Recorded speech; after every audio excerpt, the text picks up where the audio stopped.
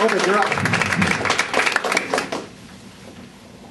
Thank you, Mike, and thank you all for coming this evening. It's very important to us, our traveling road show here, as candidates, to have people come and listen to us and learn about what we stand for and why we want to be the next United States Senator from the great state of New Hampshire.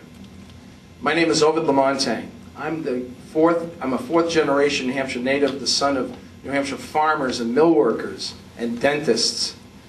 And if growing up the son of a dentist doesn't build character, growing up with a name like Ovide does, okay? You can imagine I'm like the last kid called at the playground when they're trying to pick teams. Not because I'm wearing orthopedic shoes, mind you, but because I can't pronounce my name. So my job, in part, is to help you, to introduce myself to you, to let you get to know me. I've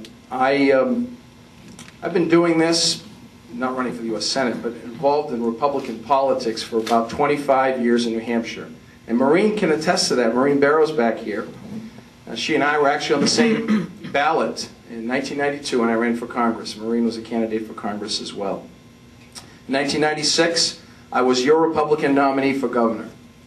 Both times I ran as a conservative Republican, standing on the Republican platform.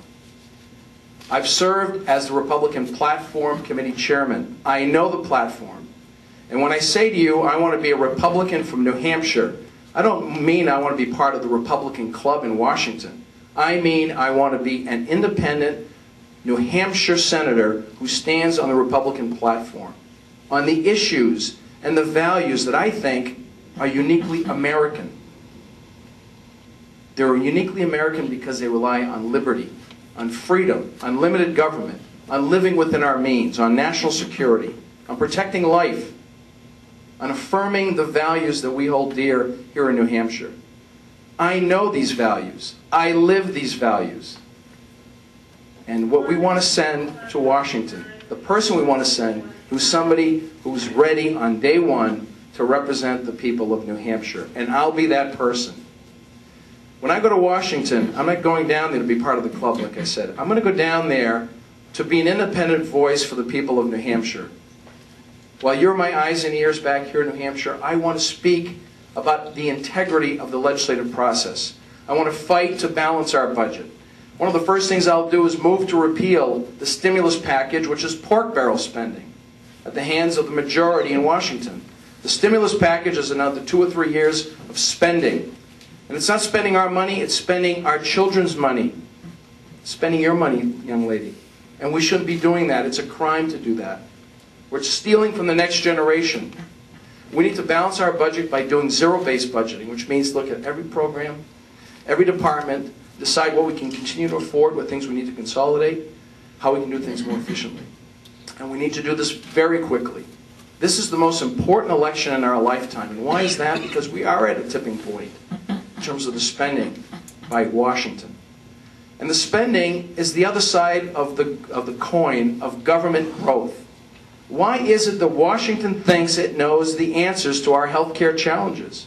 Why is it that Washington wants to run our elementary and secondary schools? I served as your chairman of the State Board of Education here in New Hampshire. And in the mid-90s, our state, under my leadership, was the only state to say no to the federal power grab, the educational stimulus money called Goals 2000. We fought the federal government. We said, we don't want you to run our schools. We don't want to trade off. And we don't want to accept the strings that you want to put onto our schools. I'm still of the same mindset. I think the cities and towns and the states of our nation hold the answers to our domestic problems, and Washington should do what the Constitution says it's supposed to do. National security, immigration, be focused on what matters, what it needs to do. And this administration and this Congress has taken its eye off the ball when it comes to national security. And we need to call the president out when he goes abroad and he goes on foreign soil. He's our head of state. He shouldn't be apologizing for America. He should be promoting America and American values. It is important for the Senate to call out the president and those leaders in Washington who are letting us down, who are losing focus about our national security. And then finally, job creation, which is really paramount right now with our economic recession. The last thing we need is cap and trade. The last thing we need is more regulation. What we need is to free business, lower our tax burden. We have the second highest tax burden on businesses in the civilized world, in the industrialized world. We need to release businesses to flourish. The instability, the uncertainty that they face is why we continue on an economic recession.